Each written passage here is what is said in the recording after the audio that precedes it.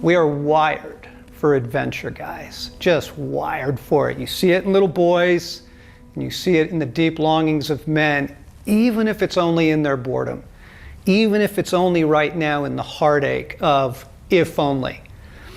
I want to give you 3 categories to just help you think about how adventure might begin to fit into your life. There's casual adventure, there's crucial adventure, and then there's critical adventure. Casual adventure. You love to run, you love to ski, right? You love to travel. You love being a chef. You love exploring things in the kitchen. It's the daily, weekly stuff. It's just adventure on a small scale that just nourishes us. You got to get out. You got to fish or golf or bike, just something that nourishes the soul.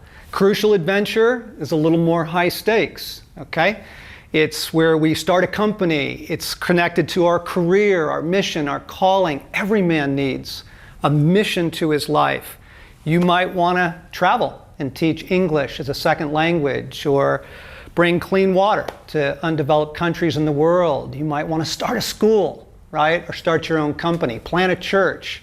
It's important that we don't confuse career or job with mission and calling. Paul was a tent maker. I mean, he literally spent his daytime hours just sewing fabric to pay his way in the world. And then it was evenings and weekends that he was the itinerant missionary and preacher. So casual adventure and crucial adventure do really important things in us. And here's the fascinating thing. We love it and we fear it, because adventure calls us out. And it's in so many ways, it's here that God does the formation of the masculine soul. We are all unfinished men. There's a lot of boy in every man. And God uses adventure to nourish us, yes, to encourage us, but He keeps bringing the stakes up. Have you noticed that? To take us into a story where He uses it for our formation. He uses it to develop strength and courage and integrity and wisdom and cunning and love.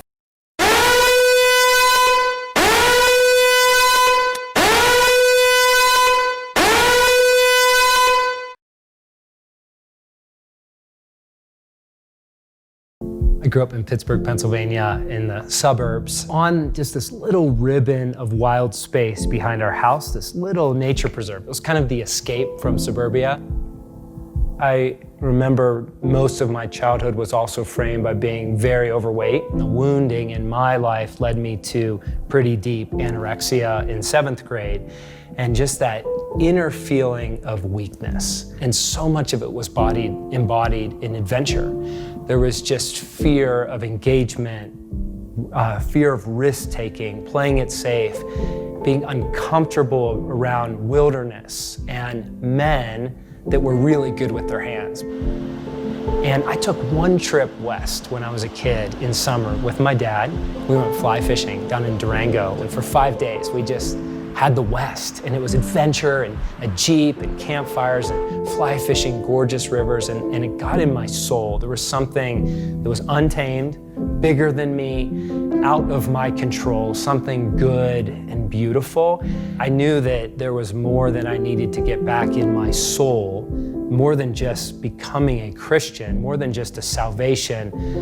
I needed restoration as a man. And so I chased after that. I threw myself in the wilderness. I remember the first time I bought a mountain bike. And then I got into hunting, had some buddies that pulled me into that, and just threw myself into it. I'm a learner and I wanted to try. And it was just one failure after another. You come out here and you're at the mercy. You're at the mercy of the weather. You're at the mercy of the land. You're at the mercy of the animals, and you feel really small. I remember distinctly one story. We were out early in our hunting, 4 of us, and we split up in 2s. We're coming off the mountain, off of King Mountain in the dark. And out of fear of not cliffing out on this one section, we pushed too far south. And these are in the days of paper maps. There's no GPS. And I look at the paper map realizing 30% chance cliffing out, 30% chance making it to civilization, and 30% chance just wandering. And this fear set in, like, I am a young man that cannot handle myself in wilderness. And like, it's on me. I remember just the panic. It wasn't about wilderness travel. It was about my soul in deficiency.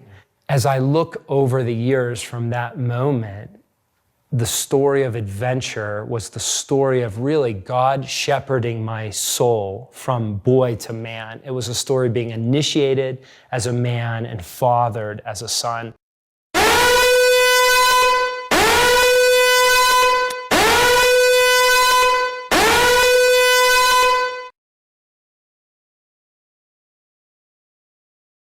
Out here, I learned that the way is failure. It's one of the greatest teachers.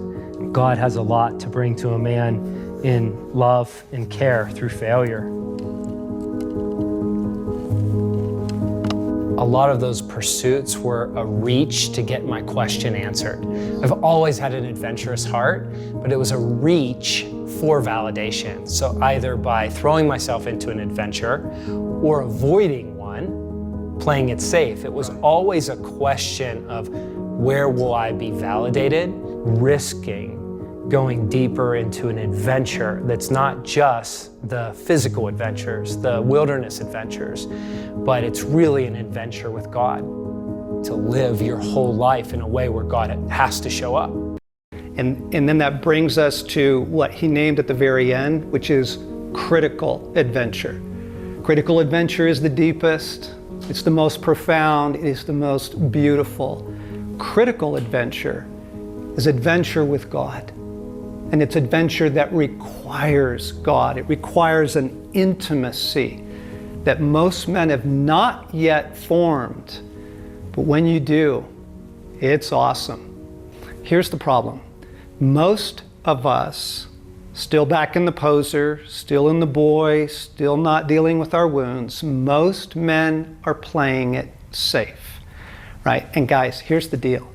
The amount of risk that you're willing to live with is a direct indication of your belief about God, of whether or not he's good and whether or not he's here for you.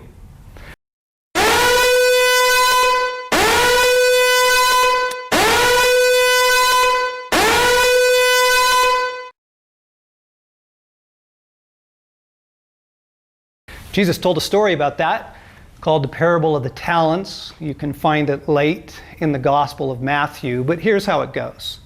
There's a guy who has some allies. He has some partners, some servants, and he's about to leave on a trip, and he entrusts them with his property, gives them talents, money, opportunities, and says, hey, invest this, and when I get back, we'll see how things go, and you'll be richly rewarded. And the first guy goes out and takes some risks, and he doubles his investments or his opportunities or his gifts or whatever all that means. And then the second guy goes out and he also, sees some fruit from his labors. The third guy is the problem in the story. The third guy fears the master. He does not trust the heart of God. And so what he does is he takes everything he's been entrusted with and he buries it under the front porch. And then he just sits on his hands and waits for the master to return. And when he gets back, he just says, here, right? I knew you were a hard man, right? And so here's your money back. His story does not go so well. He is thrown into outer darkness where there is wailing and gnashing of teeth because he did not love or trust the heart of the master. He would not venture out. He played it safe out of fear and self-protection. And Jesus said, he who seeks to save his life will lose it. All those things that we do to self-protect, it sabotages relationship. You know that. All those things we do to get control of our life, oh man, we just end up in such a small story. We end up hating our own life. We get everything buttoned down, everything secure, and then we're dying inside.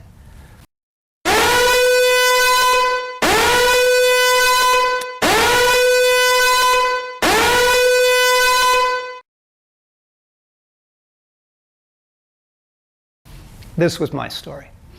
I had a pretty successful career in Washington, D.C. I was a young buck climbing the ladder, and I was getting rewards. I went to White House meetings. I sat in on Supreme Court hearings. I was the up-and-comer, and I was dying inside. It wasn't me. It was a total misfit. I was living out of so much of my fear and the poser and the false self. And finally one day I said to Stace, I can't take it anymore. This is killing me. And I knew what I really wanted to do. What I really wanted to do, I wanted to go back to grad school. I wanted to get a degree in counseling, and I wanted to fight for the hearts of men. And so I walked away. We moved away on a wing and a prayer. I came to Colorado, went to grad school, but right at that moment, right at the moment of critical decision, this is where the test usually comes. I get a phone call, and it's another DC firm offering me more money, a really cool position, super prestigious, moving in some very influential circles. And I'm like, whoa, look at that. I could feel it. Like, am I going to fall back into safety, control, the false self, or am I going to journey on with God? And the choice to go on with God has resulted in all of this. Wild at Heart came out of that. This series came out of that. All of our work with men around the world.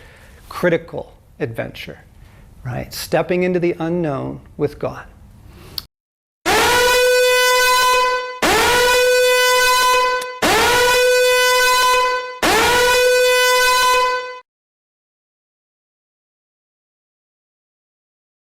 And now let me give you a little bit of counsel about that, okay? Because I know that sounds super attractive and super scary, but here's the thing.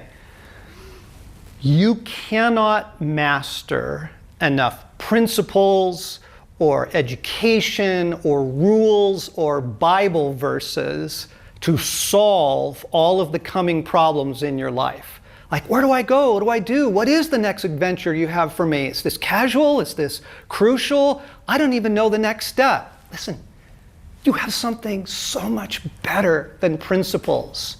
You have relationship. You have relationship with God. Right? There's no substitute for a conversational intimacy with God. Staying close, listening to what He's saying, asking Him to initiate us, asking Him to father us, asking Him what was next. I didn't go make those major life decisions without praying, without talking to my pastor, without getting some counsel. I wanted to know where God was headed. I wanted to stay close with Him. And it's a beautiful life, my brothers, whether it's casual and He just wants to take you out for a weekend and nourish your soul, or it's crucial and it's time for maybe a career change or to chase a dream, or it's critical and He is calling you out and into your life with Him. He's here. He speaks. He fathers us. Romans 8:14, Paul says, those who are led by the Spirit of God, they are the sons of God. And that is a life that is available to every man. That's not for the special or the few. That's not just for John Eldredge, who wrote the book and made the film series. This is for everyone. This is the invitation of the gospel.